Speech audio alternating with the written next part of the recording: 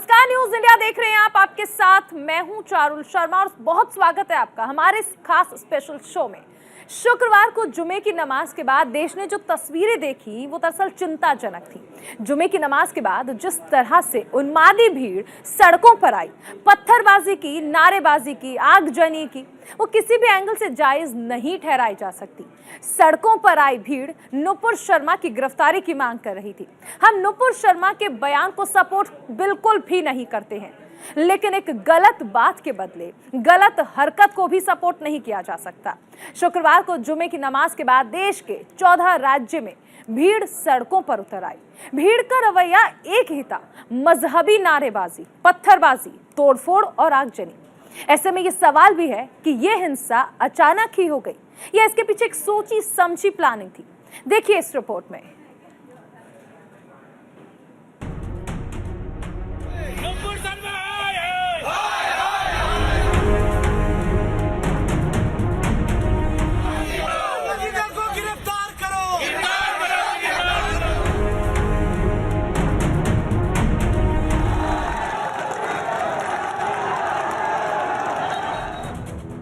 इन 8 तस्वीरों को देखिए, ये लोकतंत्र पर हावी हो रही भीड़ तंत्र की तस्वीरें हैं।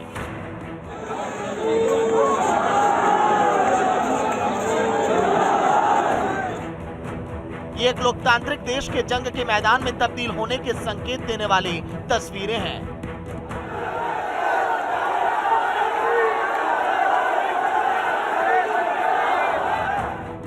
ये तस्वीरें इस बात का सबूत है कि भीड़ के आगे व्यवस्था लाचार है, बेबस है।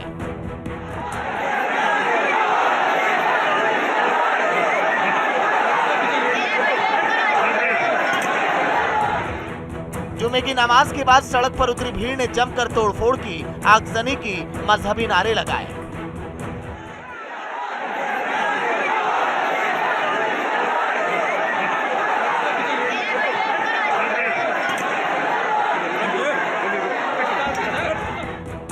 जुमे की नमाज के बाद हजारों की संख्या में मस्जिदों में जुटी टीम पत्थर, पेट्रोल बम, स्लोगनों और झंडों से लैस होकर सड़कों पर उतर आई। देश भर के कई शहरों में जुमे की नमाज के बाद हुई हिंसा में लाखों लोग शामिल थे। इन लाखों लोगों की एक ही मांग थी कि नुपुर शर्मा को सजा दो।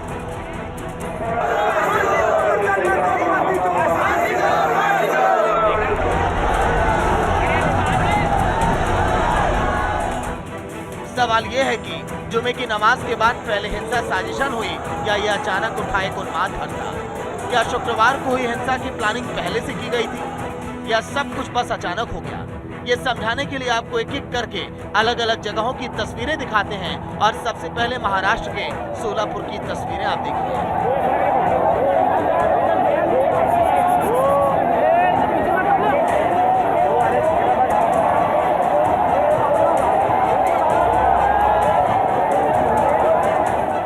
ये भीड़ आप देख रहे हैं, भीड़ में शामिल लोग शुक्रवार को अपने खुदा की इबादत करने के बाद सड़कों पर आ गए। इतनी भीड़ देखकर पुलिस और प्रशासन के हाथ पैर फूल गए।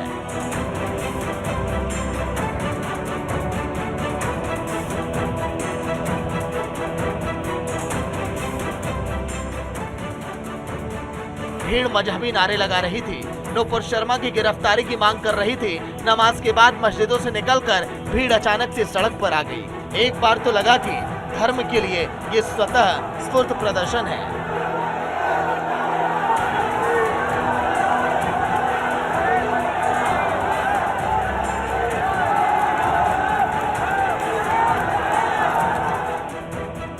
लेकिन दूसरे एंगल से देखेंगे तो आप समझ पाएंगे कि ये अचानक नहीं था, बल्कि पहले से ये प्री प्लान्ड था। इसका सबूत है भीड़ के हाथ में मौजूद ये झंडे, ये स्लोगन। आखिर लोगों के पास ये झंडे और स्लोगन अचानक कैसे आ गए? क्या नमाज पढ़ने आए लोगों को ये झंडे और स्लोगन मस्जिद में बांटे गए थे या फिर इन्हें लोग अपने साथ लेकर आए थे? दोनों ही सूरतों में ये तय है कि लोगों को पहले से पता था कि जुमे की नमाज के पढ़ने के बाद करना क्या है।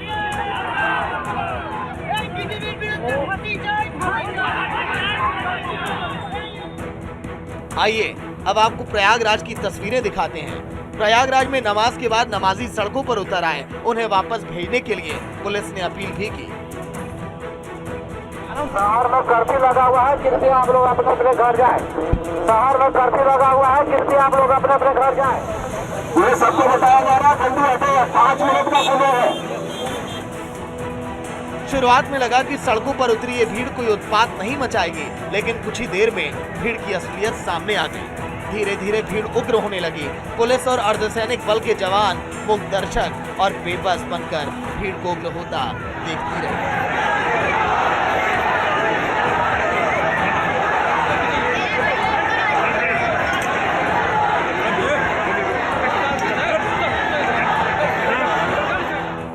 कुछ ही मिनटों के अंदर भीड़ ने पुलिस पर पत्थरबाजी शुरू कर दी। घरों के अंदर से, छतों से भी पुलिस पर भारी पत्थरबाजी होने लगी।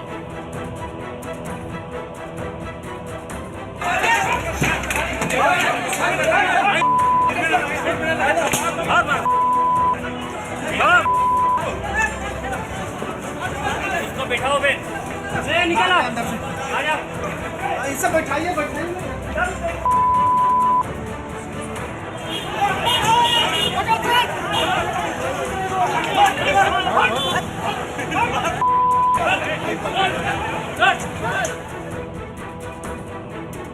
खुद को बचाने के लिए पुलिस जद्दोजहद करती थी। उपद्रवी पुलिस पर पत्थर फेंकते रहे। इतना ही नहीं, शहर को बर्बाद करने पर उतारू भीड़ ने पुलिस की गाड़ियों को भी नहीं छोड़ा। पुलिस की गाड़ी को भी उपद्रवियों ने आग के हवाले कर दिया।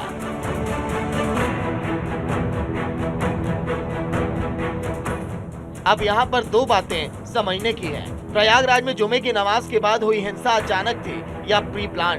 अगर अचानक थी तो भीड़ के पास पत्थर कहां से आया? जाहिर सी बात है कि नमाज पढ़ने आए लोग अपने साथ पत्थर लेकर आए थे। इतना ही नहीं, पुलिस की गाड़ी को जलाने के लिए जरूरी सामान क्या भीड़ को अचानक मिल गया होगा? जाहिर है कि आगजनी की तैयारी भी पहले से ही की गई होगी।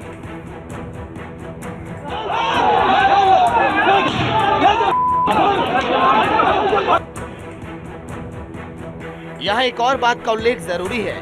प्रयागराज की चौक इलाके में जहाँ हिंसा हुई वो प्रयागराज के सबसे बड़े बाजारों में से एक है। इस बाजार में हिंदुओं और मुसलमानों की दुकानें एक साथ हैं। हैरानी देखिए कि शुक्रवार को सुबह से किसी भी मुस्लिम दुकानदार ने अपनी दुकान नहीं खोली थी। जाहिर है उन मुस्लिम दुकानदारों के पास हिंसा का कुछ न कुछ इनपुट जरूर था।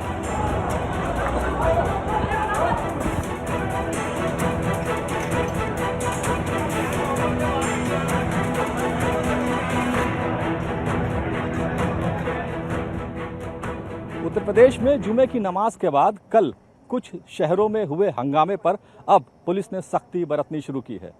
इस पूरे हंगामे में कई सारी चीज़ें सामने आई हैं। पहली तो ये कि बच्चों को ख़ास तौर पर ढाल बनाकर उसके पीछे से शरारती तत्वों ने पत्थरबाजी की थी, यानी कि ये एक कोई प्लान्ड स्ट्रेटजी थी। इसके अलावा जो मास्टरमाइंड प्रयागराज से पकड़ा गया है उसके पॉलिटिकल लिंक भी सामने आ रहे हैं। यानी कि ये पूरी साजिश अपने आप नहीं हुई है, इसको प्लान किया गया। अचानक मस्जिदों से भीड़ निकलती है, हाथ में पत्थर होते हैं, बच्चे आगे होते हैं, पथराव होता है और उसके बाद वो लोग वहाँ से भाग जाते हैं। पुलिस ये मानकर चल रही है कि इसमें कोई ना कोई साजिश की गई है। हालांकि अभी इसका खुलासा नहीं किया जा रहा है, लेकिन जिस तरह के सबूत सामने आ रहे हैं उनसे ये साफ जाहिर है कि कहीं ना कहीं कोई पॉलिटिकल लिंक भी इस पूरी हिंसा से जुड़ा हुआ है। यानी कि बच्चों को सामने आगे लाना, पीछे से पत्थर फेंकना, राजनीतिक लोगों से कनेक्शन होना, ये सारी बातें एक नई तस्वीर की ओर इशारा कर रही है और पुलिस उसको इन्वेस्टिगेट कर रही है। अब तक 222 से ज्यादा लोगों की गिरफ्तारी हो गई है। नुपुर शर्मा द्वारा पैगंबर मोहम्मद पर विवादित टिप्पणी के विरोध में शुक्रवार को प्रयागराज में जुमे की नमाज के बाद भीड़ अनियंत्रित हो गई। सड़क पर उतरी भीड़ की पत्थरबाजी की चपेट में आकर डीएम सहित कई अधिकारी घायल हो गए। हालात इतने गंभीर हो गए कि एडीजी और कमिश्नर को भीड़ में घुसकर मोर्चा संभालना पड़ा। हैरानी इस बात की थी कि हिंसा में शामिल लोगों ने बच्चों को आगे करके पत्थरबाजी की घटना को अंजाम दिया। इस पूरे बवाल का मास्टरमाइंड जावेद अहमद और पंप को बताया जा रहा है। कथित सोशल एक्टिविस्ट जावेद के मोबाइल फोन से पुलिस को कई आपत्तिजनक चीजें मिली। हिंसा के मामले में पुलिस जावेद अहमद समेत 68 लोगों को गिरफ्तार कर चुकी है।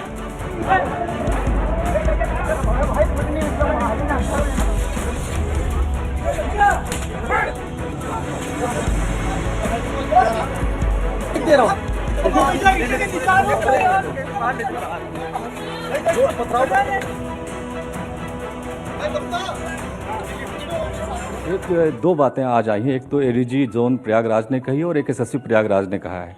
वो ये कह रहे हैं कि बच्चों को आगे करके पीछे से पत्थर फेंके गए, यानी कोई प्लान्ड स्ट्रेटजी थी। और दूसरा ये कहा गया है कि लेफ्टिस्ट ऑर्गेनाइजेशन से जुड़े हुए लोग इसमें इन्वॉल्व थे। तो क्या ये पॉलिटिकली मोटिवेटेड भी था और एक स्ट्रेटजी प्लान करके ये सब हुआ है इतनी जगहों पर? इस संबंध में जब ऐसे एविडेंसेस ब्लैक एंड वाइट में मिल जाएंगे तो हम आपके साथ अवगत कराएंगे।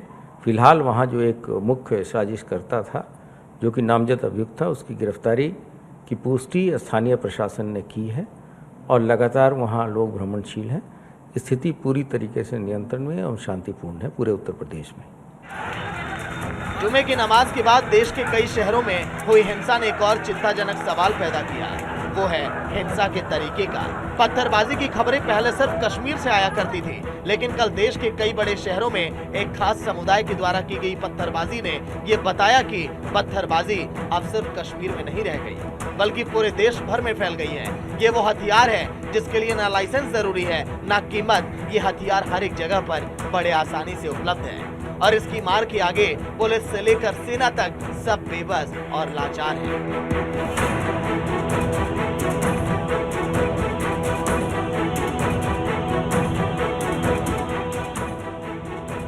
यहाँ एक और बात समझने की जरूरत है, छोटे बच्चों को आगे करके हिंसा करने का तरीका भी अभी तक सिर्फ कश्मीर में ही देखा जाता था, लेकिन शुक्रवार को हुई हिंसा में कई शहरों में भीड़ बच्चों को आगे करके पत्थरबाजी करती देखी गई। बच्चों के हाथों में ऐसे ऐसे स्लोगन पकड़ाए गए जिसका मतलब बच्चे तक नहीं समझते होंगे।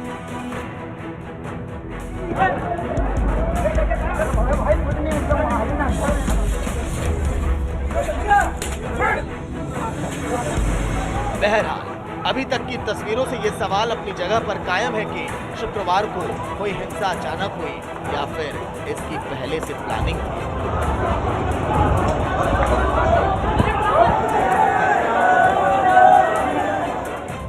Bureau report, news India.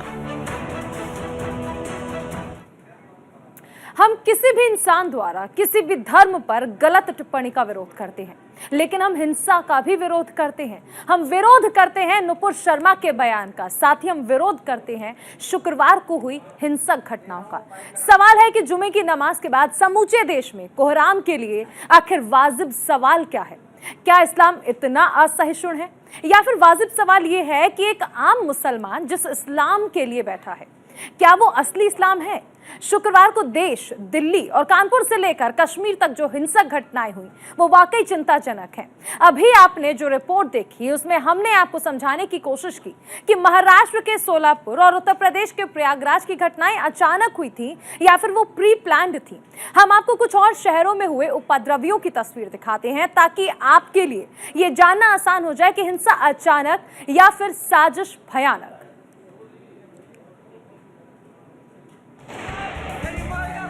देखिए आप इधर आ जाइए, आप इधर आ जाइए, इधर आगे से रोकिए हम लोग को।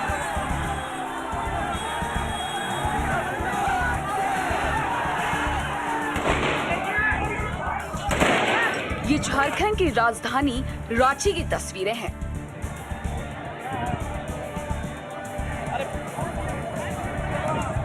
शुक्रवार को जुम्मे की नमाज के बाद रांची शहर जैसे अराजकता की चपेट में आ गया। प्रशासन को जैसे लकवा मार गया, पुलिस जैसे बेबस हो गई। नुपुर शर्मा की गिरफ्तारी की मांग को लेकर उग्र हुई भीड़ जैसे सब कुछ बर्बाद कर देने पर उतारू थी। सर फोर्स भेज दीजिए, सर फोर्स भेज दीजिए।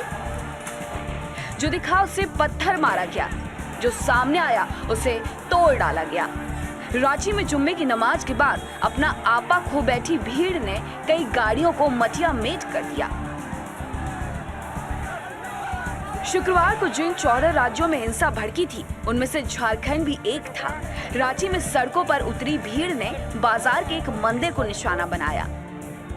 मंदिर को निशाना बनाकर इतने पत्थर फेंके गए कि मंदिर के अंदर और बाहर बस पत्थर ही पत्थर दिखाई दे रहे थे। राजधानी रांची के मेन रोड में थोड़ी देर पहले जो स्थिति बनी वो भयावह थी। अभी हम खड़े हैं मेन रोड के हनुमान मंदिर में। यहाँ पर जो स्थिति हुई है, यहाँ पे एक पुजारी, उनसे जानते हैं क्या कुछ हुआ यहाँ पर। क्या यहाँ पर घटना घटी? घटना के बाद वो सब टूट गए, फोर्स लोग भागना शुरू हो गया आग टूट गया, वो सब फोर्स लोग भागना शुरू हो गया, कुछ मंदिर में नुका गया, वो बड़ा बाबू का माथा फट गया, वो भी नुका गया, खून गिरा हुआ है मंदिर के अंदर में। उसके बाद हम लोग बंद करके भागने लगे, ऊपर पत्थर उठने किया, मारने लगा, मंदिर में पूरा पत्थर फेंका है, सब देख रहे हैं। आपको भी चोट आई है? जी, हाथ पर मारा है, एजा पर चोट हल्का लगा है। क्या कौन लोग थे और किस तरह से विरोध कर रहे थे वो? सब उधर से टूट गए, मुस्लिम लोग टूट गए, इधर से प्रशासन लोग डांटे नहीं, अति हुए, कंट्रोल हुए, तो वो चढ़ गया, वो सब ईंटा लेकर के रोड़ा लोग करके मारना शुरू किया, फेंकना शुरू किया। हम लोग सब नुका करके बंद हो गए, अंदर में क्या करते हैं, फायरिंग भी किया। अब सवाल वही कि जुम्मे की नमाज के बाद रांची में जो हिंसा हुई वो क्या प्री प्लान थी? तो जवाब में ये पहली तस्वीर देखिए। इस भीड़ में शामिल कई लोगों के हाथ में स्लोगन और झंडे हैं। क्या ये झंडे और स्लोगन नमाज के बाद तैयार किए गए थे? ऐसा लगता तो नहीं, क्योंकि नमाज के तुरंत बाद भीड़ सड़कों पर थी। जाहिर सी बात है कि सोलापुर और प्रयागराज की तरह रांची की भीड़ भी झंडे और स्लोगन अपने साथ पहले से लेकर आई थी। अब ये दूसरी तस्वीर देखिए। सड़कों पर इतने पत्थर हैं जिन्हें समेटने में प्रशासन को 2 दिन लगेंगे। सवाल है कि ये पत्थर कहां से आए? सड़क पर तो पत्थर नहीं थे, तो क्या हिंसा में शामिल लोग इन्हें अपने साथ लेकर आए थे? अगर ऐसा है तो क्या उन्हें पहले से मालूम था कि नमाज के बाद उग्र और हिंसक प्रदर्शन करना है? अब जरा ये तीसरी तस्वीर भी देखिए। हिंसा में शामिल लोगों ने बाजार के हनुमान मंदिर को अपना निशाना बनाया। नुपुर शर्मा को गिरफ्तार करने की मांग कर रही भीड़ ने आखिर मंदिर पर हमला क्यों किया? इस मंदिर का नुपुर शर्मा की गिरफ्तारी से आखिर क्या संबंध हो सकता है सिवाय नफरत के? आप देख सकते हैं यहाँ पर पुलिस बैरिकेडिंग करके लोगों को रोक रही है ताकि आगे ना जाए वो। कहीं ना कहीं अब ये सवाल उठ रहा है कि जो घटना घटी वो हादसा थी या फिर साजिश के तहत इस उपद्रव को अंजाम दिया गया। जो स्थितियां देखने को मिली शुक्रवार को, जिस तरह से उपद्रव हुआ, जिस तरह से पत्थरबाजी हुई, फायरिंग भी हुई, ये कई सवालों को जन्म दे रहा है कि क्या साजिश के तहत इस घटना को अंजाम दिया गया या फिर वास्तव में ये एक हादसा था। कहीं ना कहीं एक बड़ा सवाल भी उठ रहा है, क्योंकि जिस तरह से पत्थरबाजी हुई, पूरी सड़क पत्थरों से बिछ गई और कई लोग घायल भी हुए। वहीं भीड़ को नियंत्रित करने के लिए पुलिस को लाठियां भी भांजनी पड़ी। अब आपको उत्तर प्रदेश की राजधानी लखनऊ की तस्वीर दिखाते हैं। लखनऊ की टीले वाली मस्जिद में शुक्रवार के दिन जुम्मे की नमाज अदा करने के लिए सैकड़ों लोग इकट्ठा हुए थे। लेकिन लखनऊ के बगल वाले शहर कानपुर में पिछले शुक्रवार को हुई हिंसा से लखनऊ पुलिस सबक ले चुकी थी।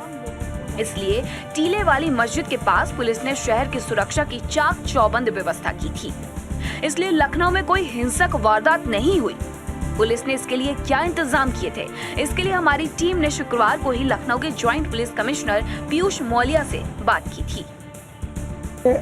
हमारा उद्देश्य था कि नियमों का पालन करते हुए विधिपूर्ण ढंग से सभी धार्मिक कार्यक्रम संपन्न हो। और आज चूँकि शुक्रवार का दिन था, नमाज पढ़ी जानी थी और इसलिए मस्जिदों के बाहर एहतियात के तौर पर पुलिस बल तैनात किया गया, पीएसी भी लगाई गई, जिससे कि असामाजिक तत्व किसी भी प्रकार की कुचेष्टा ना करें और जो है अन्य लोगों के मन में सुरक्षा की भावना बनी रहे। जो लोग नियमों का पालन करते हैं, अनुशासित तरीके से अपने धार्मिक कार्य को संपन्न करना चाहते हैं, नमाज़ पढ़ना चाहते हैं, उन्हें किसी भी प्रकार की बाधा उत्पन्न ना हो। तो आज आप देखिए बड़े शांतिपूर्ण ढंग से यहाँ पर नमाज संपन्न हुई है। शहर की अन्य मस्जिदों में भी जो है शांतिपूर्ण ढंग से ही नमाज पढ़ी जा रही है। यातायात कहीं भी अवरुद्ध ना हुआ। कानपुर और फिर प्रयागराज, इन दोनों जगहों पर हिंसा करने के लिए जुमे का दिन चुना गया।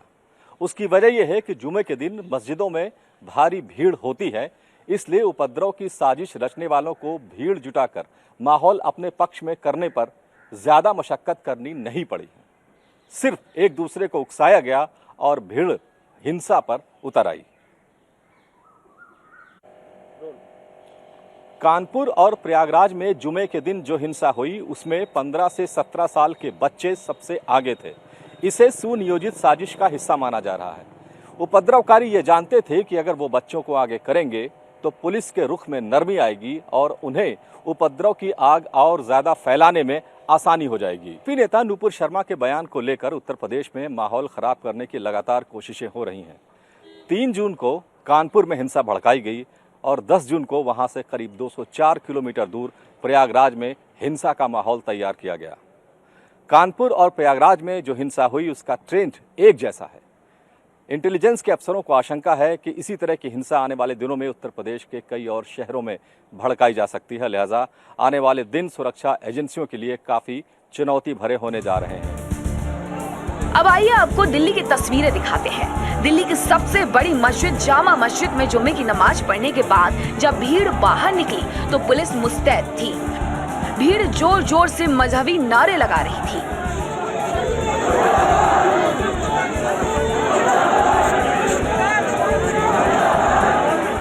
भीड़ में मौजूद लोग नुपुर शर्मा की गिरफ्तारी की मांग कर रहे थे, संविधान में संशोधन की मांग कर रहे थे। सवाल यही कि नमाज पढ़ने के बाद लोग अपने घर न जाकर एक दिशा में बढ़ने लगे। क्या इसके लिए इनसे किसी ने कहा था?